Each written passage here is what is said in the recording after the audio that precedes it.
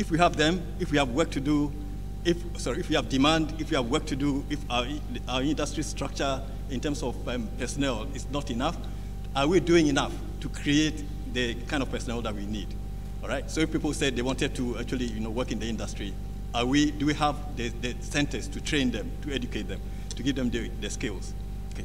And the next one is, can we consciously use the construction industry to provide jobs for our people in the economy? And then I ask myself what the future also is. So the question that I have then is this, that I think my task is to discuss with you how we can develop the construction industry in order to make a difference in the country in terms of improving the quality of life of the people in the country, and at the same time also to create opportunities for the youth, especially because this is an immediate task that I've been asked to address. Okay. Much of the information for the presentation I'm making comes from a study I did for the Swiss Economic Development Office in Ghana last year, looking at this particular issue, the skills situation in the construction industry in Ghana and what is being done to address this situation. Okay.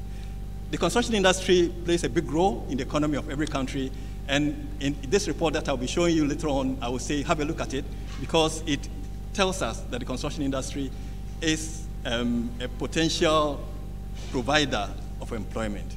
It is a big part of the economy. It stimulates activities not only in itself, but also in other parts of the economy, and it provides jobs. Okay? And there are some figures there that I want you to have a look at.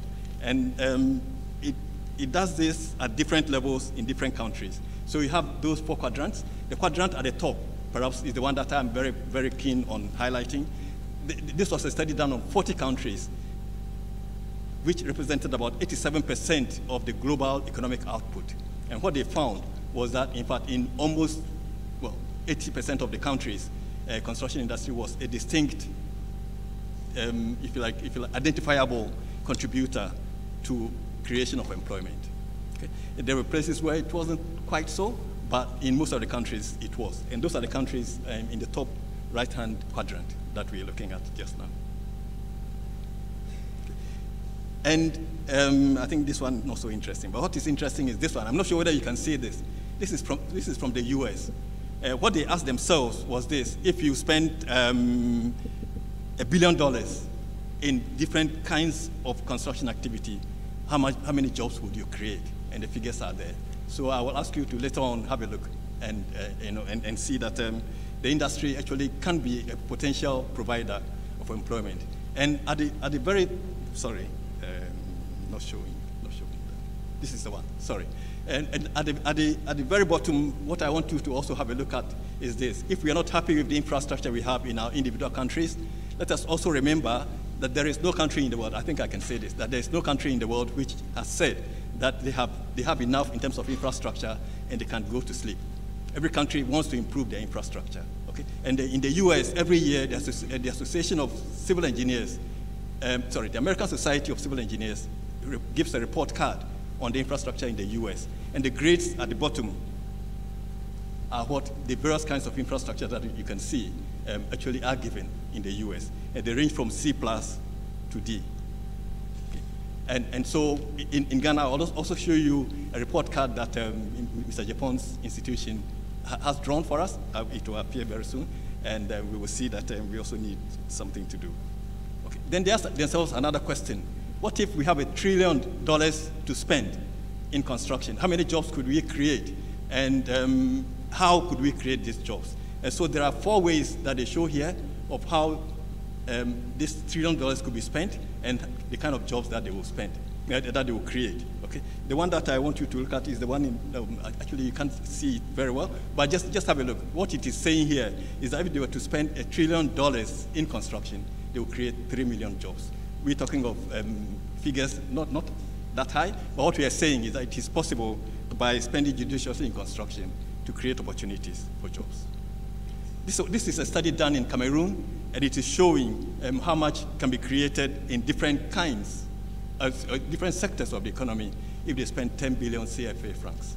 All right? And you will find that in building, depending on what you build, building with just very basic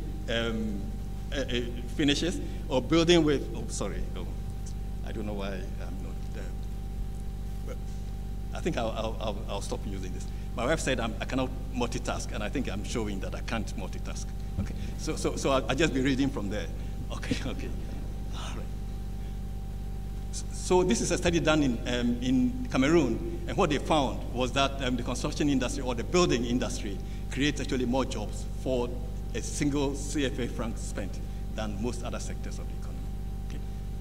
And they show 3 types of building with just basic finishes, building with medium types of finishes, and building with luxury finishes, and you find the level of jobs created in each part is quite different. Okay. The next one is just showing differences in terms of costs from different kinds of technology that you would choose. Then I like showing statements. It means that I'm not saying them, other people are saying them. What people are saying here is that it is very important to realize that we have jobs to create, because in many, many places, we need to find opportunities for people, and especially we have jobs to create for the young ones. All right? And my professional institution, the CIOB, the one at the bottom and starting with red at the top, it is saying that for youth, if they are unemployed for long periods, it is quite devastating because it affects them for life. Okay? And so if we can do something, we must intervene as soon as we can.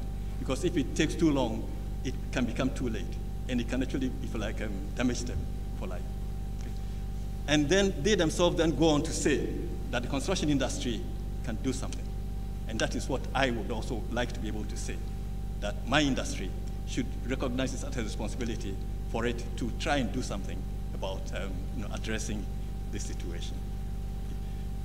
So this study was done by the ILO. What they said was that if we actually want to address the employment situation, we can do it in 3 possible ways. The first one is we can do it by putting investment into particular sectors of the economy to create these jobs in the infrastructure. The last one is the most important, perhaps, where in fact the intention is just to create jobs. It is not addressing any particular issues in any different sectors, just addressing the issue of perhaps poverty and other kinds of issues, just to create jobs. Okay. And there are many methods for estimating how much jobs are created. The ones at the bottom are the application of econometric and economic tools on a long-term basis to create these as well. And then for those of us in construction, if we wanted to actually address this issue, it actually takes, it makes it necessary for us to look at it from the design stage as early as possible.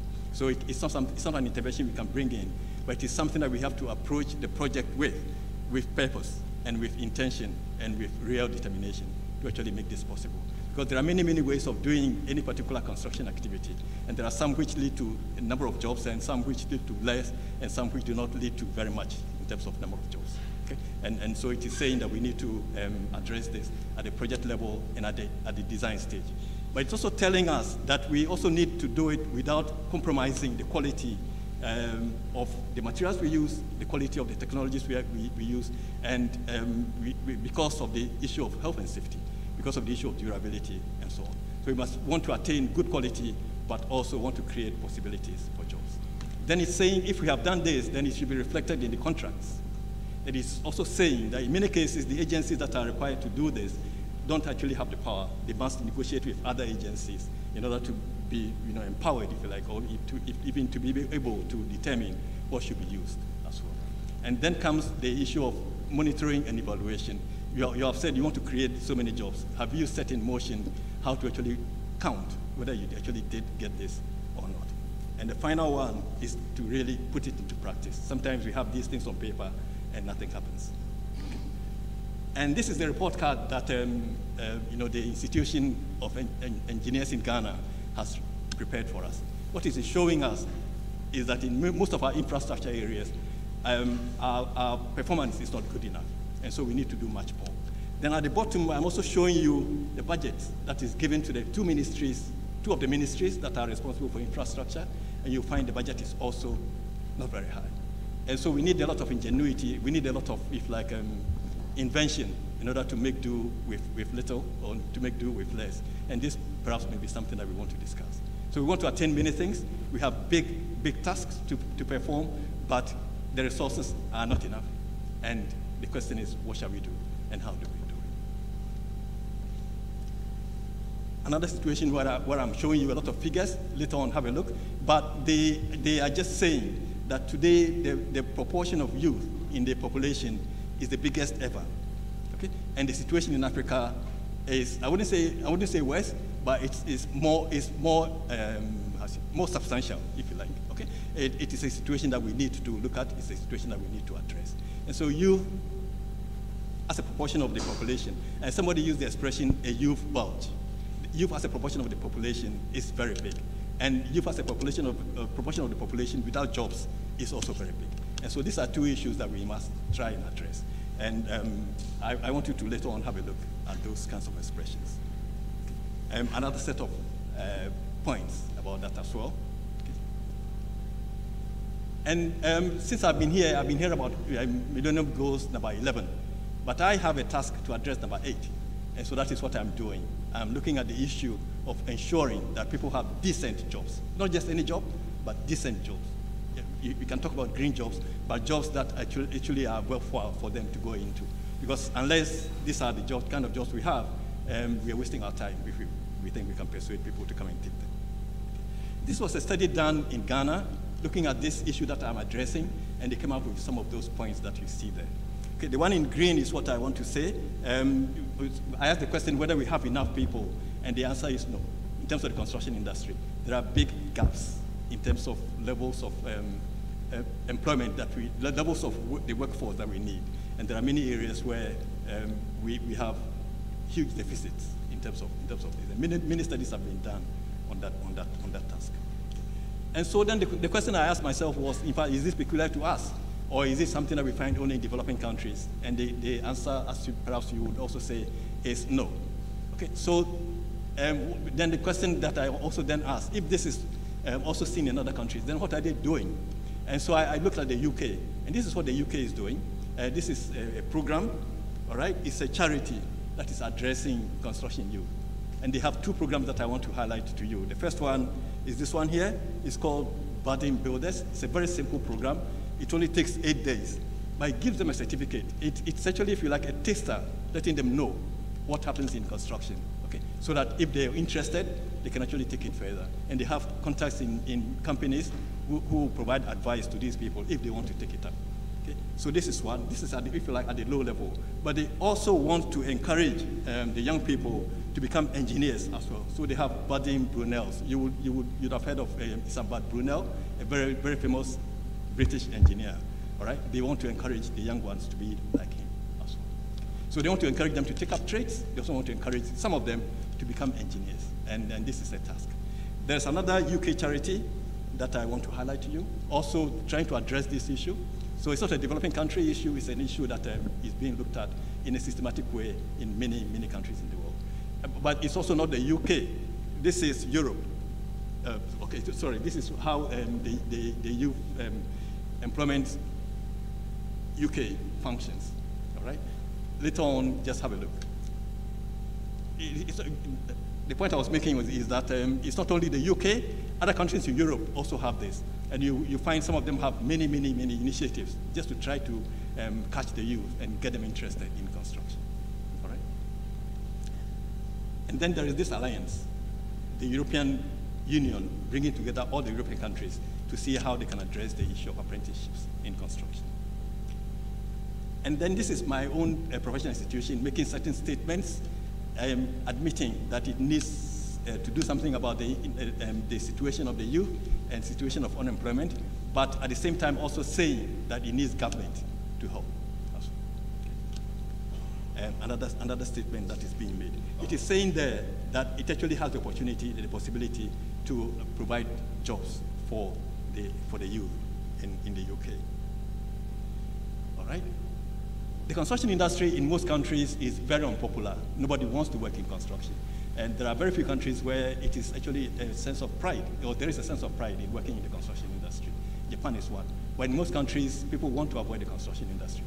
But in many surveys that are done, people who work in construction say they are very happy. And many surveys actually declare the construction workers to be the happiest in the world. And I'm just showing you one on there, a survey done by a company called Tiny Pulse. All right, these are some of the reports that I read. The one on the left is the one where those figures on employment and also construction's output to the economy were done. Most of them were done by the International Labour Office, the ILO. Okay. So in case you are interested in doing a bit more research on this, you can have a look at it also. A few more work. And the one in the middle is a report that the CIOB, my professional institution, prepared for the British Parliament as well. And reminding them that they actually have quite a lot, they have quite a lot to offer. A few more works on youth employment as well, which if you're interested, you can actually have a look at. There was a statement made in the morning by one of the speakers, and she said we have very good laws, but we do not implement them. And this is something that I also wanted to say as well. I was very happy and very pleased to see our employment policy. It has very, what I call, aspirational statements, and I think we have a responsibility to ensure that what we say we will do, we actually do. Okay. And I'm hoping that each of us actually contributes. We shouldn't just be looking at the government to do it, but each of us contributes towards helping to realize what the government has said we actually deserve to have as a nation. I wanted to talk about what has been done to address the youth situation. Then I found that I found I was in a minefield. I was in a very, very complex area, and I will not be able to do justice to the topic. And so I said I will leave it because I don't have the specialty. I don't have the specialization. There have been many, many attempts in Ghana to address the situation among the youth, okay? And many of those schemes are highlighted there. I'm not even sure which of them is still in practice, and there has been a lot of discussion, a lot of debate, and I think this is something that some of you may want to discuss with me if we have time, all right? But in the end, I also have these very colorful sets of boxes, which I want to leave with you, especially for those who are not Ghanaians. And what I'm showing you here is our country, our GDP, our GDP per capita, what our industry contributes, how our industry has grown, and many of the points there, basically presenting to you our economy and how we as construction can contribute. And then I go on to highlight a few things about how we contribute to employment as well. On the next page, I tell you a little bit about, I think, something that Mr. Japon said yesterday, that we have an array of, we feel like a very confusing array of institutions and organizations that are trying to administer the construction industry. Okay. And even on the industry side also, the same confusion actually persists and pertains. Okay. So this slide should show you about the kind of industry we have. Some two reports that I want you to, if you are interested in finding out more about the construction industry in Ghana, you may want to read and do so. And this is me as a teacher showing in this case, all right? And then this is what, coming back to, we always saying certain things but not doing them. There is a fantastic medium-term, or there was a fantastic medium-term strategic report that, strategic report, yes, that the Ministry of Works and Housing, Water Resources, Works and Housing prepared, all right? And they have very, very lofty ideals, but not very much has actually happened. And I say it's my responsibility to help them to do so. We were talking about housing also yesterday, and we actually have a fantastic housing policy, all right? It's something that we can do to, 3 or 2. Okay, all right. So in housing, we know what we want to do, and we have, if we have very sound intentions to try to address them. If you ask me what kind of construction industry we have, this is the kind of industry we have. So our strengths are highlighted there, our weaknesses are highlighted there.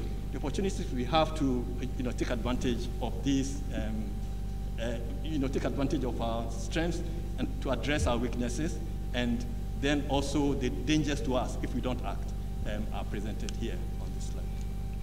I'm told I have 2 minutes, but what I then wanted to show you is this. Firstly, what kind of industry do we have? Next, what is its structure?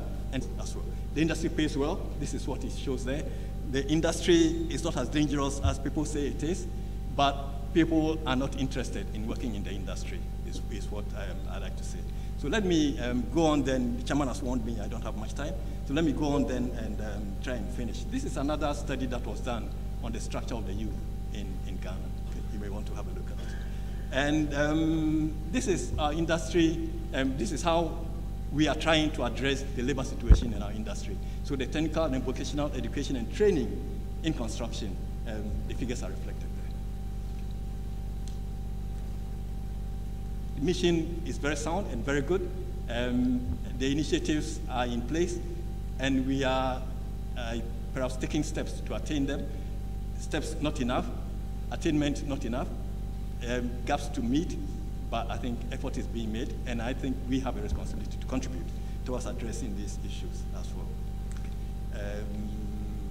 Later on, I think you want to understand all this, but I'm in a bit of a hurry to finish because the chairman has warned me that I don't have much time. But I wanted to tell about 3 initiatives, all right? The first one is this one here, an initiative called YEDIE. It is really directly addressing the urban youth and trying to get them to enter construction. And it has made progress. This is their first, if you like, their report so far. It's a 5-year initiative, and this is their report so far. Another initiative that I want to tell you about is actually from the German government, the support they're giving to Ghana to develop skills in various areas as well. And one of the areas with